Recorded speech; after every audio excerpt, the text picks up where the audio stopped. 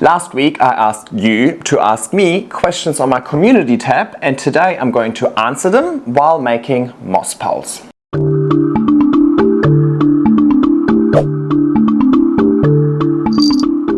Hey everybody, and welcome back to my YouTube channel. We haven't done a Q&A in a hot minute, so I'm really excited to have a look at your questions and answer them. I haven't looked at them myself just yet. I want to be surprised and give you my unfiltered opinion then and there in the moment. As always with my Q&As, I'm going to try and keep the visual to a minimum so that it is a little bit more podcast style. You can just put on that video and then go about your business, get on top of your plant care, do all of your watering and so on. But of course I will also leave timestamps in the description down below with every single one of the questions, so you can just skip to the question that is most relevant to you. However, watch time is the most important metric for me, so I would appreciate if you could watch as much of this video as possible. Also make sure to give the video a thumbs up and subscribe to my channel if you haven't already. But let's just get started with the first question and the first moss pole. By the way, I'm going to make my regular open style moss poles. I kind of go 50-50 these days between the plastic back ones that I get from Grow Vertical and the open style ones, but I still enjoy the open style moss poles. They obviously have less water retention, so you need to water more frequently, but they have better aeration, and I personally just have a easier watering experience with them. So pretty much all of the plants in my office on my wall of aeroids, all of my velvets, they are all still on the round moss poles, and I want to keep it that way. I have no desire to change. They also take significantly less moss than the plastic back ones, and so I can make more of them. Alright, well, we already got distracted from question one, right? Right, the first question comes in a couple of parts. What is the difference between orchid bark and pine bark, and can you use pine bark in your substrate? I do believe that orchid bark is just pine bark. It is just the way that it's been treated. To be honest, I'm not too sure, actually. Good start, isn't it? But yeah, I just always buy the one that is meant to be used for potting mixes. I know it's more expensive than if you use mulch, but I just googled as well because might as well. Mulch is intended to break down and enrich the soil, whereas orchid bark is designed to last longer and maintain its structure. Orchid bark is often treated to reduce resin and tannins, which can be harmful to orchids, and then obviously other plants as well. In short, mulch is for outside gardening to protect and enhance the soil, while orchid potting bark is specifically formulated to create a suitable environment for orchids within a pot. I suppose when we're talking about orchids, we can then also talk about any other epiphyte, or semi-epiphyte, or yeah, our aeroids basically. So yes, I do think there is a difference specifically in the way that it's treated, and I also believe the water retention. I think mulch would have higher water retention than the orchid bark that we use for our potting mix. Can you use it though? I personally wouldn't, but maybe somebody has tried and can let us know in the comments. Can you disinfect and reuse substrate that's had root rot present? Yes, you can. You could just sterilize it. I think anything over 70 degrees Celsius would sterilize the potting media. I personally have never done that in 6 years. I'm a little bit more YOLO. What I do is when I'm worried about my substrate having had root rot, I actually just put it in like this big bucket outside, and eventually I will reuse it in my garden beds or my big pots when I repot a palm or something like that. Like a plant that I'm not all too, let's say, like worried about, and honestly I've never really noticed any issues. I wouldn't necessarily reuse it indoors because we have a lack of airflow indoors anyway and so on. But yeah, you totally can. Again, I like to answer all of my questions from experience, and I like being asked all sorts of questions, but if I haven't done something myself and I haven't gone through the process myself and I can't speak from my own experience, I have no hesitations in telling you that I just don't know. So I personally haven't done it, but yes, you can totally disinfect and reuse the substrate. To be honest, I would probably just Google. Let me just Google. How to disinfect potting mix at 82 degrees Celsius. Okay, so I wasn't right with the 70 degrees. It's 82 degrees Celsius, which is about 180 degrees Fahrenheit. They also said you can use a pressure cooker, but yeah, I don't know. I feel like microwave or oven is probably going to be the least intrusive. You can also use hydrogen peroxide for chemical sterilization. Actually, Really good information on Google for this one. Sorry, I can't speak from experience. Can you explain your alocasia frydek grower method with the moss and leca? Talking about moss, I should start making moss piles. Let me put my coffee on the side so I don't fill my coffee with moss. Yeah, I mean, I have 3 dedicated videos, so I'm not gonna go in depth about it. If you want to learn more about this method, just have a look at those videos. But basically, in a nutshell, I have a closed vessel, so in that case, a glass vase instead of my normal pots with drainage. And I have a leca reservoir at the bottom, and then I have just sphagnum moss on top. And basically, the leca is sitting in water, and then wicks up the water, and because the leca touches the moss basically then gets the water from the leca. But the moss itself isn't sitting in water, so there shouldn't be any root issues. So that's kind of like the idea behind it. It's just a leca reservoir, and moss itself is the actual growing medium. And then the last question is all from one person. I have had to move a lot and always lose plants when I move. Any tips to reduce plant loss when you have to change their conditions so drastically? Just because you're moving does not mean you need to change their conditions so drastically. It depends on how far you move. Like, I mean, I moved 3 times with my plant collection already, but all my houses were within like a few kilometers from each other. So the temperatures, the humidity is the same. I mean, I keep my house at a constant 20 to 22, 23, 24 degrees, depending on the season, for my own sake, because that's my preferred temperature. I want to feel comfortable, right? I want to sit here in a t-shirt and trackies, no matter how cold it is outside. So I think really the main change when you move is maybe light exposure, but if you use grow lights, then you can also eliminate that. So I actually think the hardest part about moving is the physical move, especially when your plants are quite large, like mine are. It's just hard to move plants and not cause damage then and there.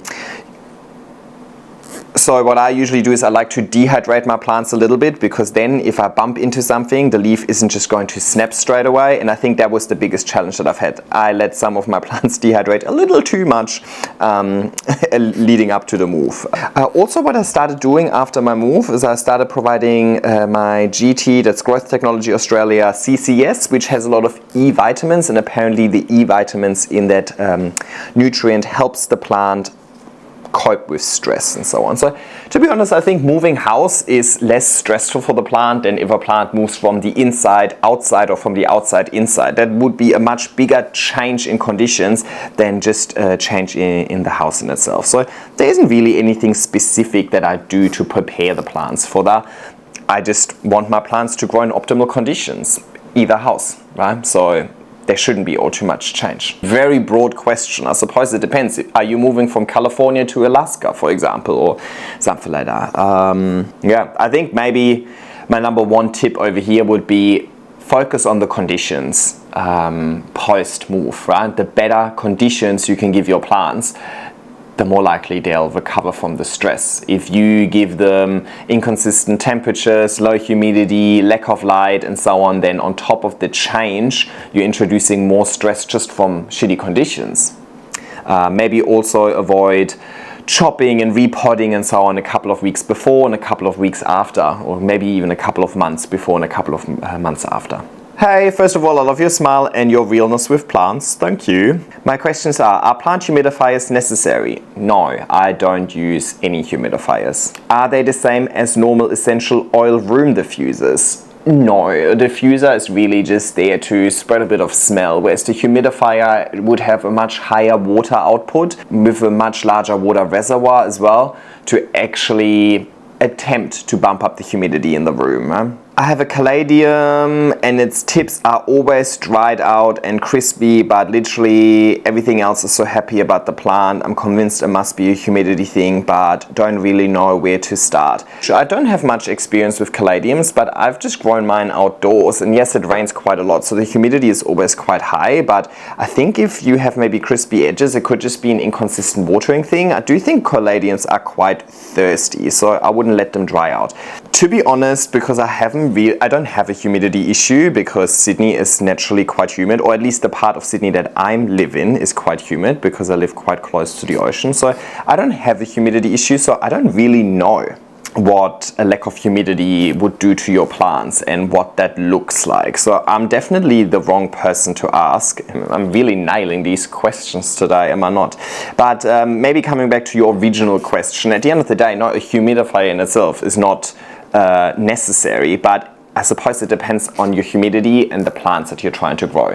If you're trying to grow a high altitude cloud forest plant like Philodendron verrucosum, but you live in the Arizona desert, then you will never have success with that unless you start supplementing your conditions. And the number one condition you would have to supplement over here would then probably be humidity. You probably have plenty of light, you probably have plenty of warmth, but you wouldn't have enough humidity because you live in a desert.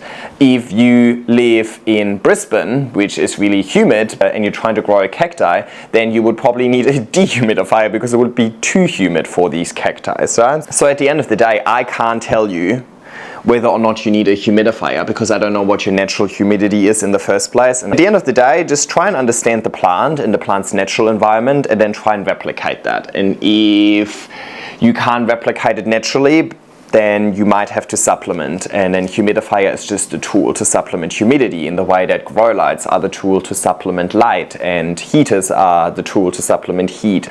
So yeah, I can't give you a hard and fast rule about that one, sorry. Alright, since others have all great plant-related questions, I'm gonna ask more random ones. What are your top favorite songs, artists, albums of all time or at the moment? Also, what is your favorite camera to take pictures of houseplants? Let's answer the camera question first. I don't know if it's my favorite, but I just used a Sony ZV-E10, I think. But I mainly use this to take videos. To be honest, I just love my iPhone. I think having a camera that is decently good in your pocket and the convenience of it, I think that's great. So most of my photos I would actually take with an iPhone. But I love my photography and so on, but I think I like more the taking the photo part. I don't like the technical aspects. I just put everything on automatic and then I just focus on finding a nice subject. I used to be more team Canon, but I think for video I heard that Sony's are better. But honestly, I also just went with somebody else's recommendation. Rose, plants with Rose. I don't remember her Instagram handle, but we all know Rose.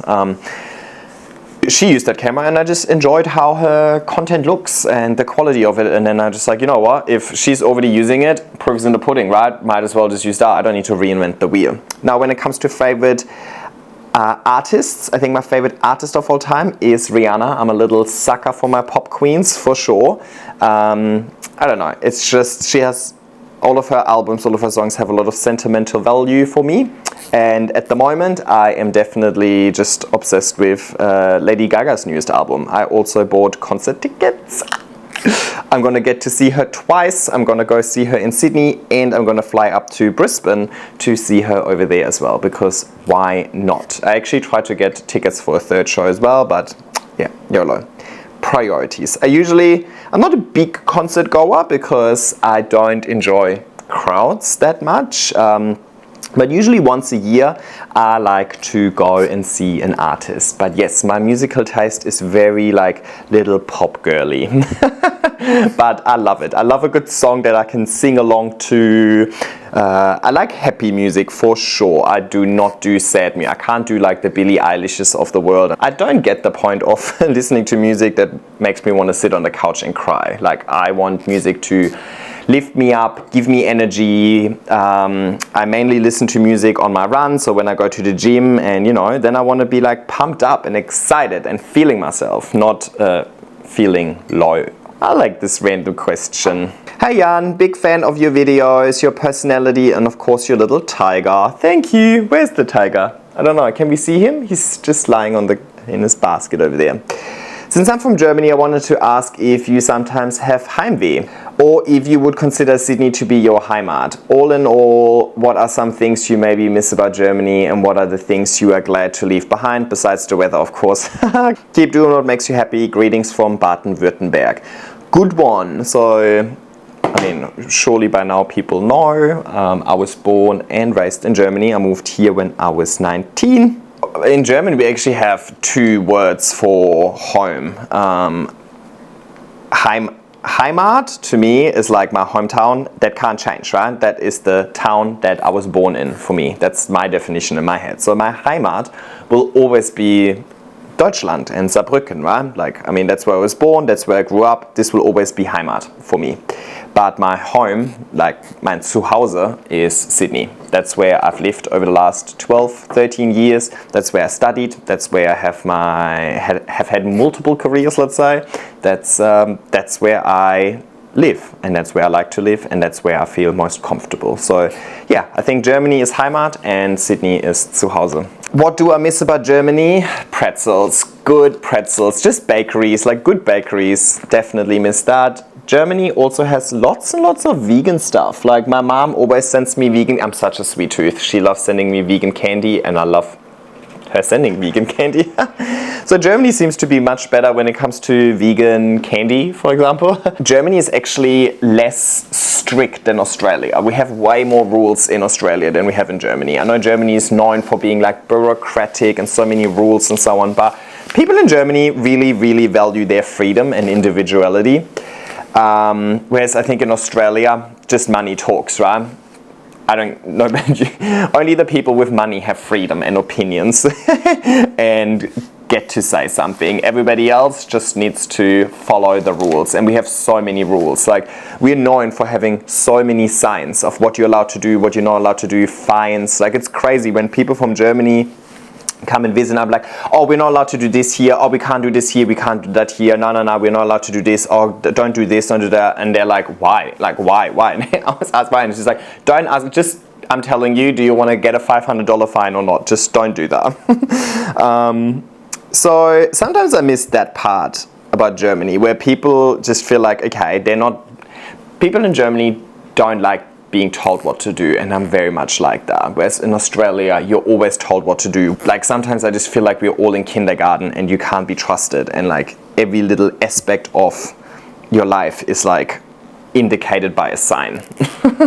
Don't wait here, but here you're allowed to wait, you know, like and some of these things don't make sense at times. But anyway, the problem is that I lived in Germany from when I was 0 to 19, and I lived in Australia from when I was 19 to now 31. That is a very different stage in your life, right? So my memories of Germany are all from like a child's point of view. So maybe I don't have the best grasp of what's going on in Germany and so on. Of course, like I have friends and family over there and they can tell me all of that, but I don't have like my own experiences about what it's actually like to live in Germany as an adult. I don't know what it's like to have a career over there, to have a job over there, to study over there. So yeah, I think it's hard for me to make the comparison because, you know, you always idealize your upbringing and you miss high school. Oh my God, it was such a good time, you know, you had nothing to do and so on. So yeah, I don't think I'm in a good position to really go deep in the comparison, but yeah, probably just like the first thing that came to mind was pretzels and Apfelsaftschorle. I miss Apfelsaftschorle. Controversial opinion, I do think Australia has better beer and Australia has much better coffee. When I go to Germany, my main concern is where am I going to get a good coffee from? Next question. Where do you get your plants from? Websites, nursery, etc. Edit specifically website stores that are available internationally. Bad news, none of the plants that I buy in Australia are available internationally. We have very strict import and export rules, so do other countries. I buy all of my plants locally and none of the local plant stores that I know ship anything internationally. I think sometimes you are allowed to ship seeds internationally, but most of my plants come from AJ Growing Grounds, and then I also love buying little tissue culture plants that come from Flora Magnifica in Western Australia. Now, over the years, I've bought plants from so many places, even Facebook Marketplace, swaps on Instagram, and so on. So there isn't just one place that I like to go, but I would say that probably 50% of my collection came from AJ. But yeah, also AJ cannot ship plants internationally. So I would just recommend to go and find somewhere local to you, and obviously I can't really be of any help with that because I don't know where local is for you. So sorry, I really can't help with that, but I think it's always worthwhile going into Facebook groups. As much as Facebook is a little bit odd at times, I actually bought a few things from Facebook groups, and on there you can also find out where other people get their plants from, and you can also find people to swap plants with instead of always just having to buy them. So that would be my recommendation. Next one. Hey Jan, I love your videos and you have changed the way I take care of my plants completely. Random question. You drink coffee in some of your videos. I'm curious every time, how do you have your coffee? Soy milk, sugar, pods, ground beans. It looks like iced coffee and delicious. I love my coffee and I'm a little soy boy. On a cold day, it's a double shot soy latte. On a hot day, it's a double shot iced soy latte. We have a coffee machine, so it's all beans, and I probably have too many of them. I love coffee. Coffee culture in Australia is huge, and honestly, nobody can change my mind. I know that while Australia is not known for coffee beans, Australia is definitely known for coffee culture. We just make the best coffees. When I go to Europe and I see these filter coffees, it's like, nah. I don't want to drink dirty water, you know. I like a good espresso-based coffee. And I do like soy milk. It makes it nice and creamy. I used to work as a barista as well. Yeah, my housemate even bought me an ice machine because she knows I love an iced latte in summer. So in summer, usually the first of the day is always warm, but then I go through iced coffee. But yeah, for the next 3-4 months it will be warm coffees. Is there any genus of indoor plant that you don't have but would like to try? No, it's not Hoya. Definitely not Hoya.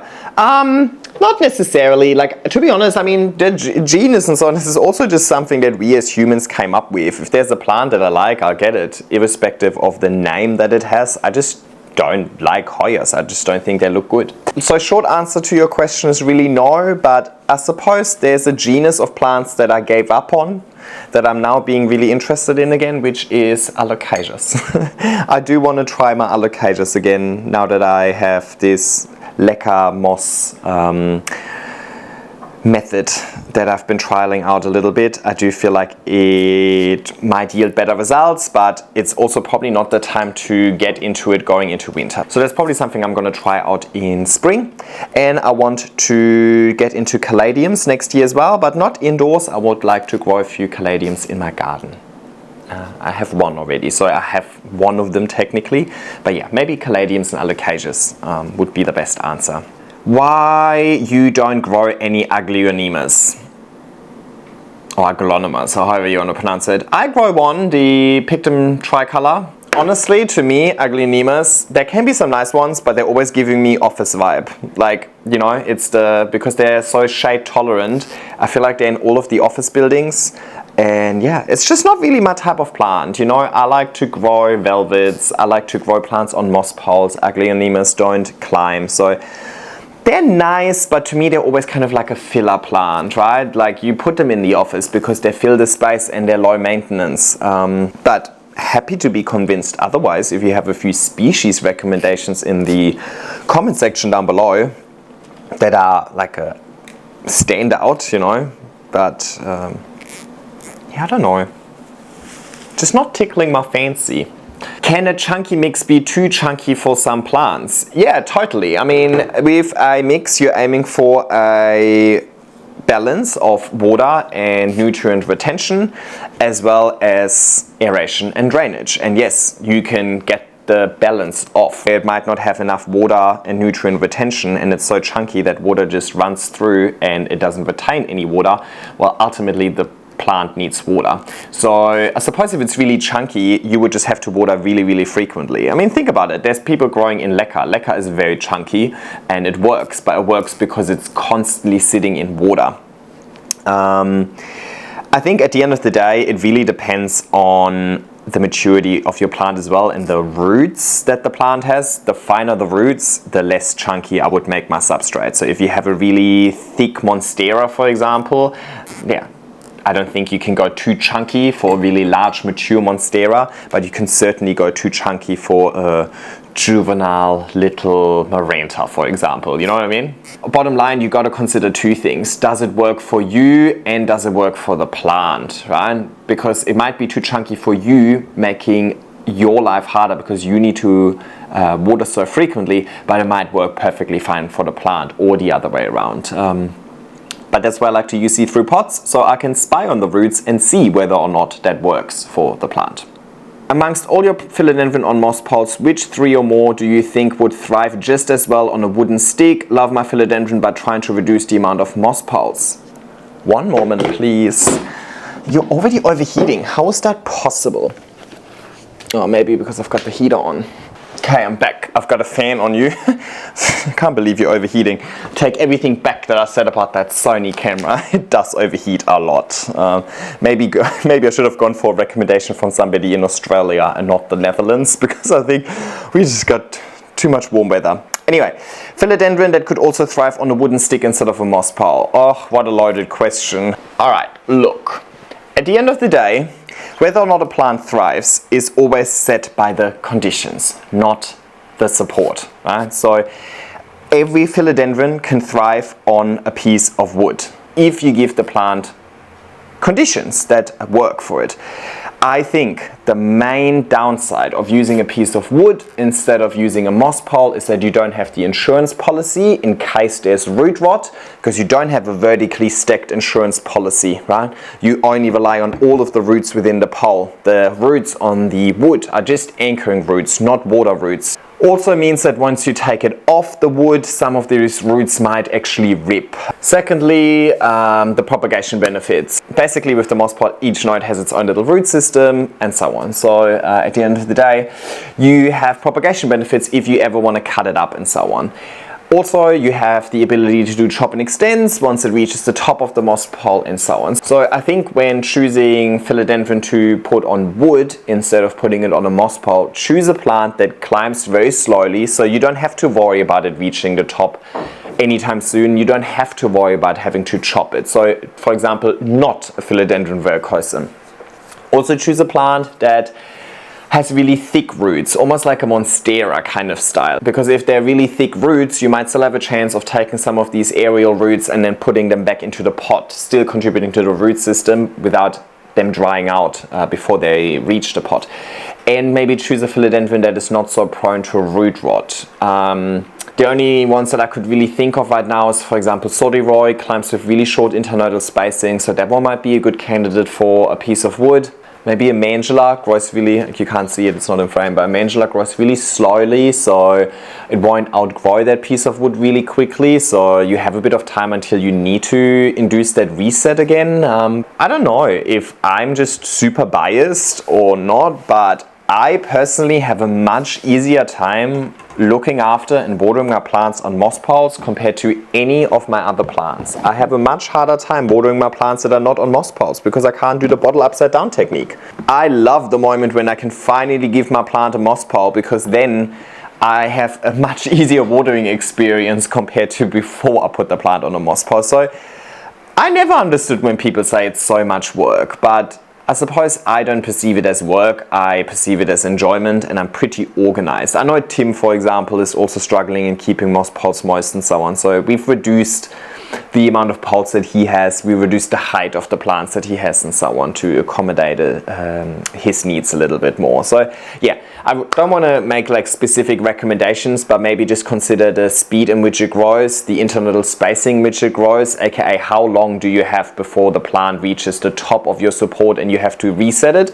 and consider which plants are prone to root rot. So maybe like variegated plants are a little bit more prone to root rot, and they will also have a harder time being propagated later on. So yeah, maybe consider that. Like, how precious is that plant to you? How sad would you be if you lost it? And if the answer is really sad, then maybe go for the insurance policy in the moss pole. Are there any good places to get plants in Sydney aside from Bunnings? Yes, growing grounds. Go to AJ's. How is that even a question? Hi, I really love watching your videos. They really help me grow my plants nicely. Much love from Pakistan. My question is, what is your dream house according to your love for plants? Because in one of your previous videos you told us about the housing in Australia, so I would like to know what will be your dream house to live in. Woo!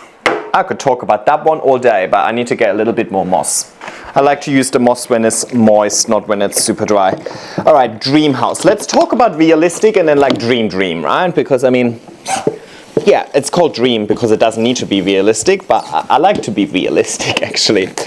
Now, my dream house would actually be somewhere with a little bit of land, with a little bit of space, so I could have a lot of garden, a big greenhouse, and I would love, love, love to have like a center courtyard. So I definitely want, like in the center of my house, I want that to be like an atrium. I want that to be a courtyard, have like maybe one really nice big tree there, and then have lots and lots of understory plants and plants climbing up that tree, kind of create like a little jungle oasis in the center of my house. That courtyard would be surrounded by a hallway, and and all of the rooms come off of that hallway or open up to the courtyard, so that basically also every room has a view to the outside and has a view to the inside, which is also light filled because it's the courtyard. Light is like the number one thing that I think about when I think of a house. Not just for my plants, for myself as well. I hate the darkness, I hate the cold. Ugh, like, might as well just move back to Germany, right? However, I actually grew up in an apartment, and there is something so nice about living in an apartment. There's something about like being a little bit elevated, having a view, looking down on like the world, and you just feel like, ooh, I'm all the way up here. Like, I just feel, I don't know. It just feels like you're entering a completely different space. It feels very safe. It feels really, I don't know, maybe it's because I grew up like that. So to me, it feels really nice living in an apartment. So, and I love being in the middle of the city as well, right? As much as I want land and so on, I actually do not want to be isolated and live really far away from everybody. And things that I can do, right? So I think in a perfect world I would have both. I would have that beautiful house with the courtyard, very modern. I would keep it very, very modern. I would really want the plants to be the center point, so I would keep it very minimalistic, modern. And then I would love to have a nice little apartment with a view and maybe just a balcony, but kind of small and low maintenance in the city. That would be my ideal life. None of these is achievable for me anytime soon. And realistically, at this stage, I couldn't even buy a garage in Sydney. Like really, so expensive. We actually, I think yesterday they updated, it's the second most expensive housing market in the world. So no house for me anytime soon, but one can dream, right? It's nice to think about it. Are there any plants in your collection which you honestly wish you never purchased, or are there any plants you realistically neglect or not pay as much attention, care to as you probably should? Would love a reassuring, grounding answer. 100%. I think I've been quite vocal about it on my channel as well. I've even done a few specific videos about plants that I regret buying. Now, do I actually regret any purchases? Not really, because even a terrible purchase usually teaches you something, even if it just teaches you that you have impulse shopping tendencies. And you can then do better, you know. Obviously at the time I had the desire to buy certain plants for whatever reason, and you know, so be it. The plants that I don't like all too much usually end up in my garden. Obviously also some duplicates in my garden, but yeah, I kind of just put them out in the garden, and then sometimes they actually thrive so much in the garden that I then enjoy growing them again, because as long as the plant is thriving, it's always really nice to grow it. The plant purchases I regret are the plants that have just been with me for so long but aren't doing anything. I'd rather have a plant go through ups and downs than a plant just doing absolutely nothing for years. I've had plants that just hardly changed over the course of 2-3 years, which to me is so boring. What's the point? I want to see that plant grow, and then maybe I don't want to see a decline, but if there is a decline, then so be it. I'm in the journey of growing plants, not just staring at them. If I wanted a plant to do nothing, I would have just gotten a painting of it, right? But yeah, of course, over 6 years of growing plants, of course I made some terrible decisions. I've also made some decisions where I bought a plant for way too much money in the year after they came out of tissue culture, but that's okay. I learned my lesson, and now I'm patient with my purchases and so on. Question: how do you deal with aeroids that grow forward of the moss pole? I direct the aerial roots into the moss when they are long enough, but I wanted to get the stem back onto the pole. Actually really rarely happens. Basically imagine this is the pole and the aeroid kind of just grows like this. It's probably because it's looking for more light and the light comes from the front. I cable tie the stem to the pole. That's it. I just go really gentle. Do it also when the plant is dehydrated. Don't do it right after watering. I usually just cable tie them back to the grid. Easy. I think the only one I really do this with is my Florida Beauty. I don't know why she likes to grow forward. The ghost is right next to it and she doesn't do it, so. Next one. How long does it usually take for a plant in your care to go from baby to mature? Seems things get massive so fast. I mean, you are specifying in my care because obviously plants don't work on a schedule, and they also don't work on a schedule in my care either. I mean, there's so many different plants. Like, let's take, for example, a Mandula pothos. It grows so slow compared to a Philodendron glorious, for example, that sized up really quickly. My dubia sized up within less than a year. Whereas I have an anthurium veitchii, for example, that I grew from seed that I got 5 years ago, and it has one leaf that's smaller than my palm, right? So there isn't just one number, even though I care for all of my plants in the same way, right? So imagine that, but then scaled up across the world, across different people with different care requirements, and with different care approaches and so on. There definitely isn't a number. But there is a saying, in the first year they sleep, in the second year they creep, in the third year they leap. So kind of implying that, you know, the first year plants are settling in, we're getting used to each other, in the second year they start growing, in the third year they're gonna explode. And I think that is also my experience. I think a lot of the plants that are now really thriving are plants that I've gotten like 2-ish years ago.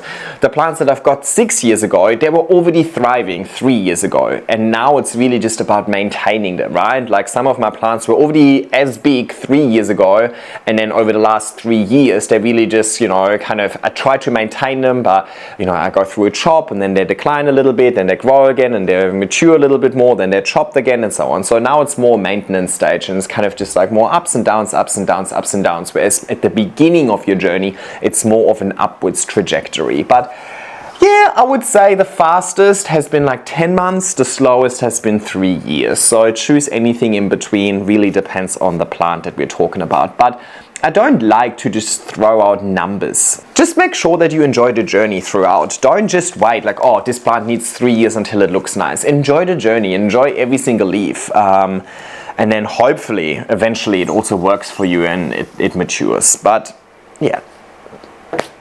There's way too many factors that impact that timeline, so I don't want to just throw out a number. And when you say seems things get massive so fast, they can be, but I think it's also deceiving. I think at the very beginning my plants grew really fast, really quickly, because, well, they weren't competing with any other plants. They were the first plants that I've got. Whereas the plants that I got thereafter, they will always have to compete with the plants that I already have for the best spots. I can't give all of my plants the perfect conditions. So at some stage I gotta prioritize. A plant like my verrucosum will always take priority. So a plant that I don't like quite as much, I'm not gonna put as much effort into giving it the perfect conditions, so it's not gonna mature quite as fast. So, hey Jan, what happened to your atabapoense? She's a great example of what I just discussed. Atabapoense was one of my first plants. It did very little in the first year. Once I gave it a moss pole, it started growing really, really well, and then it really exploded in that third year of having it, to the extent where it was so large I couldn't fit it inside anymore. I had to put it in my garden, and then unfortunately last winter it did not survive out there. It had fungal issues. And I tried to get on top of it, but the fungus was just spreading throughout the stem and it completely died back. But before I put it in the garden, I gave Tim some propagations. His was thriving, and I now took propagations and I'm starting a new pole. So yeah, I suppose right now I'm back to exactly where I started with that plant 5.5 years ago. But in those 5.5 years, we've had lots of ups and downs. So you win some, you lose some. That's kind of part of the hobby. Hey, I have a piece of Epipremnum pinnatum variegata that I want to root. What method would you recommend for me to root it? And do you have a guide for growing alocasias in leca? I don't have a guide for alocasias in leca, but as I discussed earlier, I have these specific videos about alocasias in moss and leca. So let's not talk about that one again. But to root an Epipremnum pinnatum, I would just put it in water. Rule of thumb: anything velvet I like to propagate in moss, anything non-velvet I like to propagate in water. Hi, have you ever experienced this problem with climbing aeroids? As the plant grows further, the early leaves or bottom leaves slowly die off, leading to the plant looking like a small tree. No leaves at the lower part of the moss pole. Yes, that happens, but I suppose there's many reasons why these leaves can die off. Let's say, for example, you have a really slow climber. Maybe by the time the plant reaches the top of the moss pole, the leaves at the bottom of the moss pole are already a little bit older, and eventually, you know, leaves will just decline. Leaves have a limited lifespan, they won't live forever, and eventually they'll die off. That also depends on the species. For example, a verrucosum leaf does not stay very nice for very long. I would say a verrucosum leaf probably declines after about 6 months, whereas a Monstera deliciosa leaf probably declines after 3 years or something like that.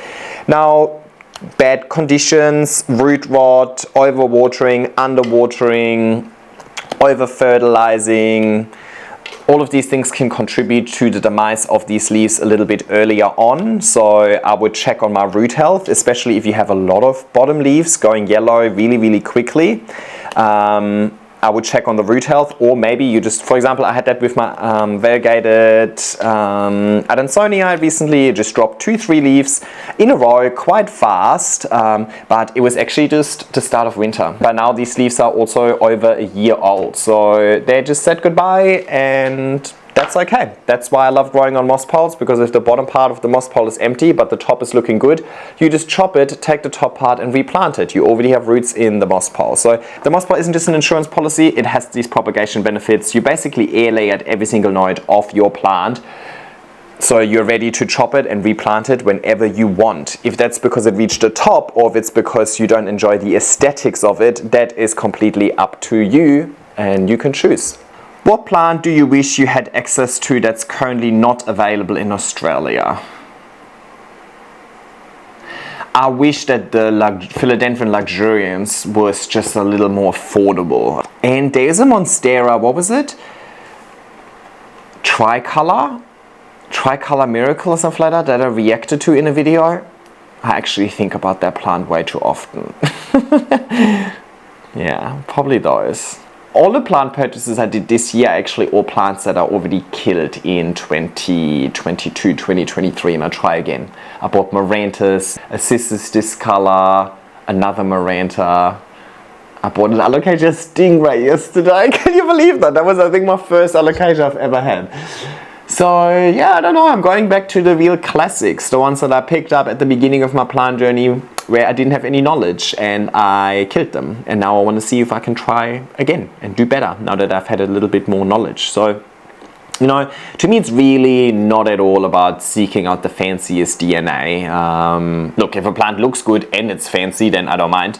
But most importantly, I just want the plant to look nice. My question is, when a new leaf is stuck in its folding sleeve, do you help them out? I recently did this with my Philodendron Spiritus Sancti, and I stuffed it. I ended up, it ended up too early, very twisted, and deformed. So annoyed at myself. How do you know they need assistance, or just leave them to do it? I'm definitely a little bit too hands-on. At times. I don't think it's always necessarily required. I think, especially philodendrons, sometimes the way that they push out, that is just how it works. But yeah, of course, you know, like sometimes I have a plant as well where I'm like, okay, the last 3 leaves that it unfurled, it didn't do this weird thing and now it does it. Should I help out? And sometimes I do. I think my recommendation would probably be to, if you want to help out, don't help out mechanically using your hands. I would help out by maybe putting the plant in the rain, and then the water and the rain and all of that might give your plant a chance to kind of free itself. I think also when a leaf gets kind of damaged in development, it could always be inconsistent watering. So if I know a plant is pushing out a new leaf, I'm more consistent with my watering and really avoid drying out periods, because if the plant dries out, it's not going to continue putting effort into that new leaf. So I try and stay away from it, but over the years I have done it way too many times, and way too many times it failed. I've had some times where it also worked out. Look, at the end of the day, it's your hobby. You run it the way that you want to run it. And sometimes you have to learn your lessons through these somewhat painful mistakes where you're just like, damn it, I'm not going to do that again. And you know what? You're most likely going to do it again. Sometimes you need to make mistakes 2-3 times before you really learned your lesson. But that's also okay, you know, it's not a competition. It's a hobby. It's a skill that we're all trying to learn. And we all learn our lessons in whichever speed makes sense to you. Let's go on a little rant, if I may. I feel like sometimes online, and I'm probably guilty of that as well, I try and always make my content to come from a place of, hey, this is what I do, these are my experiences, this is my preference, rather than saying you must do that, you should not do that, blah, blah, blah, blah, blah, right? You can run your hobby however you want. There's so many ways of being successful in growing plants. If somebody is super opinionated and tells you exactly what to do and what not to do with your plants, it probably means that they just want to clickbait you rather than actually want to share information. And I hope I don't come across that way. But I feel like sometimes people are like, don't do that, don't do that. It's just like, oh my God, stop telling people what to do in their hobby. You know what I mean? We're not trying to, this is not rocket science. This is not brain surgery. Yeah, when we're talking about brain surgery, there's things that you should and shouldn't do. But when it comes to growing plants, do whatever makes you happy. That's the main goal behind this, right? The goal is not to have a huge plant collection. The goal is to make you happy. And maybe having a huge plant collection makes you happy. But if fiddling with your leaves makes you happy, fiddle all you want. Like, get in there, you know? Would you ever do a one-on-one Zoom consultation? Ooh.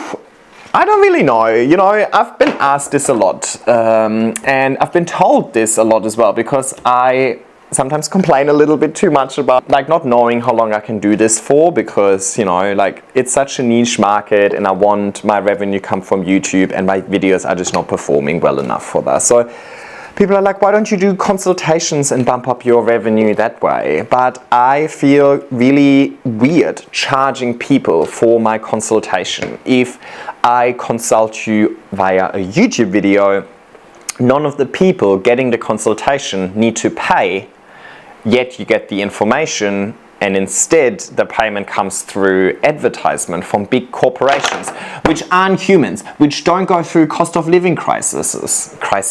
So I feel more comfortable getting paid by companies rather than individuals. I don't know how I feel about taking your money for a consultation when I can never guarantee success. Maybe I don't know enough to consult people and charge for that. You know what I mean? Like, anyway, let me sit with that thought and change your battery. And then the other thing is, I don't want to charge. I don't want to like rip people off, but at the same time, I can't spend that much time on something and then like not cover my own costs with it, you know? So, and then the other thing was, I was thinking, well, maybe I could do consultations and just record the consultations, and then that's a YouTube video, so I can get paid by uploading the YouTube video, but the person receiving the consultation didn't need to pay for it. But then I'm like, well, where do I start, where do I stop, who do I choose, who don't I choose? Like, I feel like if I would give out free consultations, I would be a really busy man. And at the end of the day, I also do this because I enjoy my freedom and I enjoy my flexibility and I enjoy my life, and I don't want to be stuck behind a computer non-stop, right? If I wanted to be stuck behind a computer, I would probably just go back to my corporate career. I mean, I am already stuck behind my computer editing a lot, but it's somewhat creative. But I don't know if plant consultations are like, I don't know. Quite clearly, I have not made up my mind on this topic. So I'm just sharing my mindset with you, but maybe, I don't know. Like, would any of you guys pay for a plant consultation for me? If all of my content is already uploaded for free, like all the information you might need is just there for you to view already? I don't know. You let me know.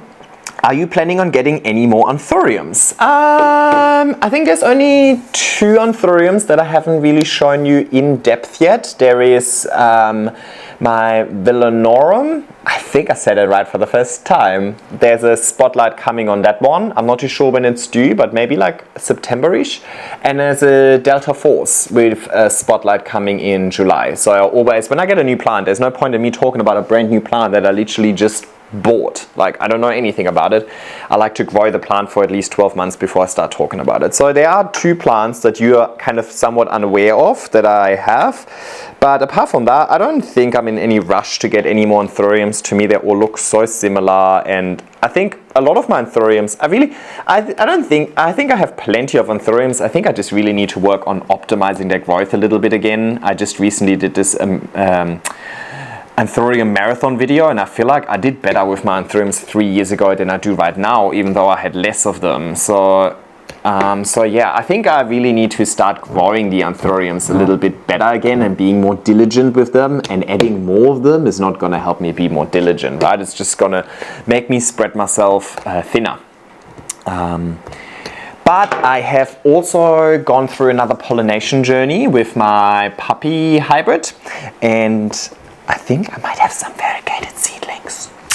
So that's interesting, and right now my luxuriance is in bloom, and I have also tried to pollinate that. So I think I'm gonna try and make some interesting hybrids, not just crossing velvets with velvets and get a velvet veiny anthurium in the end, but rather use a few other traits like the darkness of the puppy and the bullite leaves of the luxuriance. Maybe make a hybrid with my queen or something like that as well. But yeah, I don't think I'm gonna purchase any more anthuriums. But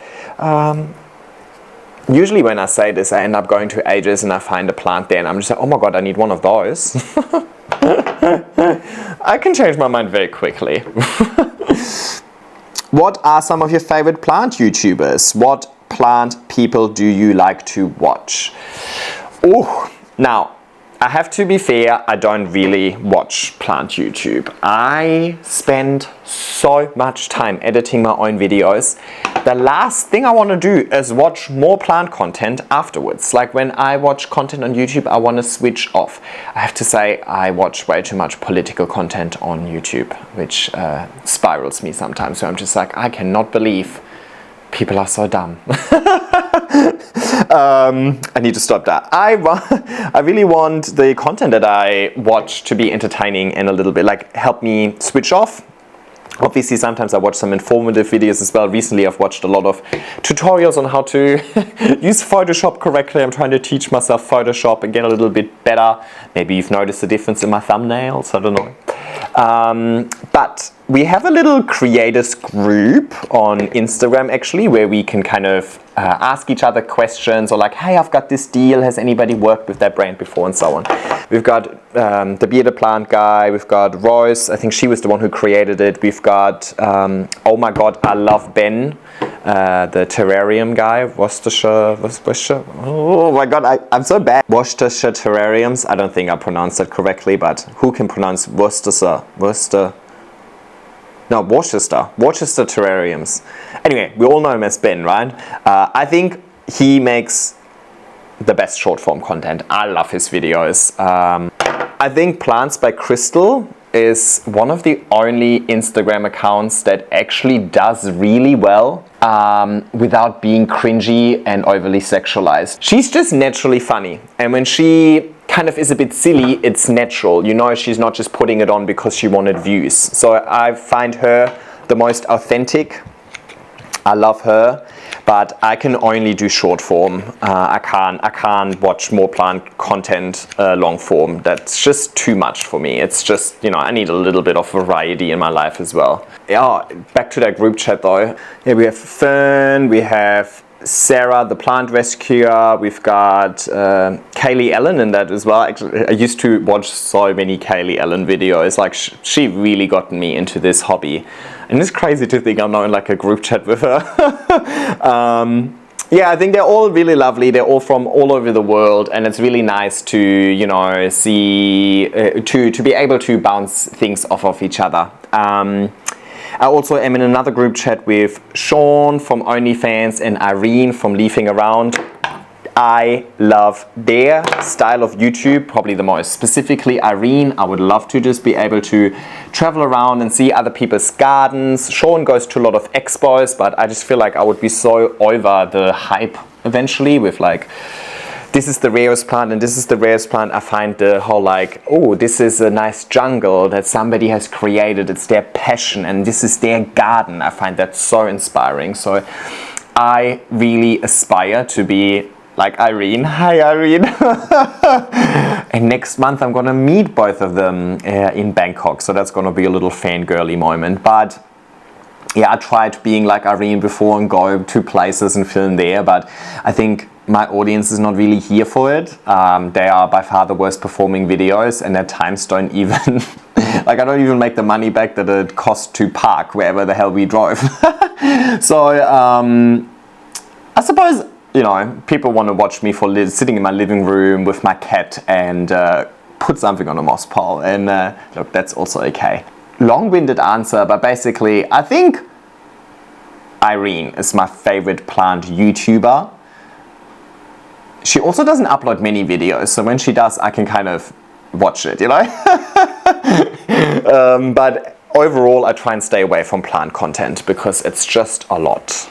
How often do you fertilize your moss poles? Whenever you water them. Curious about your routine. I'm considering it for my monsteras. Good question, a very timely question, because yes, I usually fertilize with every watering, a weak dilution of my GT Foliage Focus, which is always linked in the description.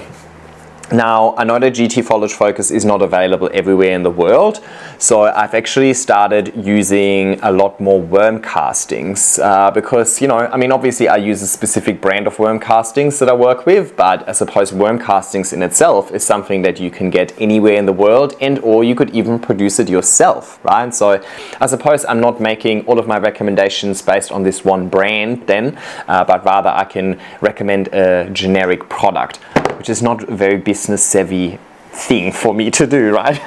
There's only so little products I can recommend in the first place, but might as well.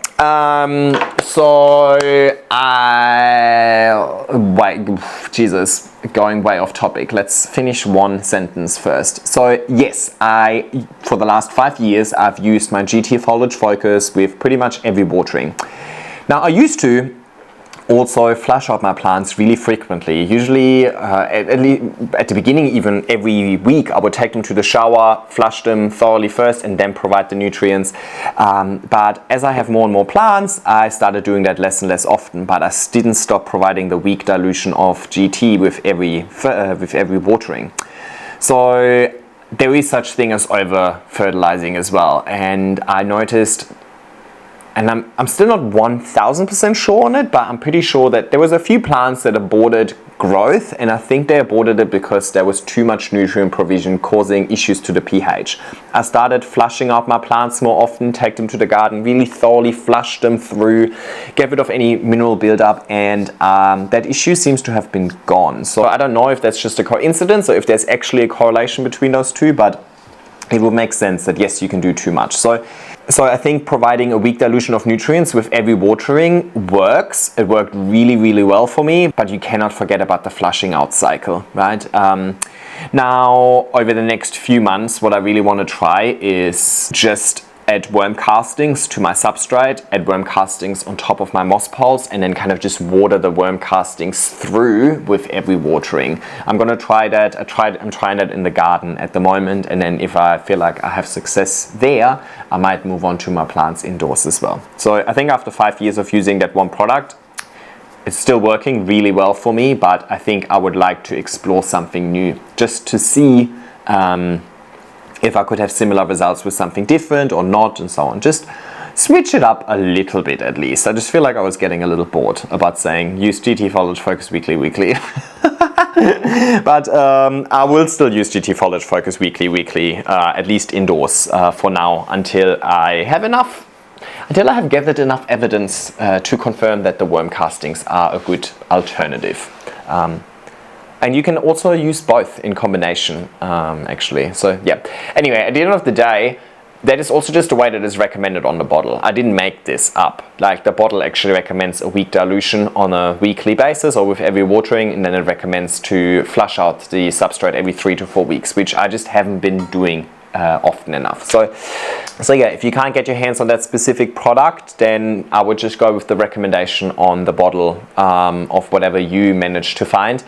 Maybe go a little bit weaker than the recommendation, you know, they always like to upsell a little bit. It's always safe to just go with a weaker dilution first, and then if you feel like, okay, this is fine, then you can always bump it up a little bit. Alrighty, I've done my moss piles. I have actually heaps of moss left, which is okay, because I also want to make a few plastic bag moss piles eventually, but I think this is plenty. We're going through winter at the moment, so I don't expect auto mini chop and extends, but I made these specifically for a little experiment that I'm going to set up, I suppose, tomorrow, now that I have them, right? It's a little experiment about maybe having some sort of drip irrigation in place for when I go on holidays, because by the time you see this, I might be in Bangkok already, or I'm going to Bangkok, or whatever. Next month I'm in Bangkok going to a plant exhibition over there, and I'm also meeting Sean and Irene. So there's plenty of content coming your way about the trip, but I also wanted to experiment with a little drip system. See how we go. So obviously proof is in the pudding, so I need to cook the pudding first, and I'm going to use these to cook it. Anyway, thank you so much for your questions so far. There's another 20 questions or so that I haven't answered just yet, so stay tuned for part 2. Thank you so much for watching. I hope you enjoyed it. Give this video a thumbs up and subscribe to my channel if you haven't already, and hopefully I'll see you next time. Bye!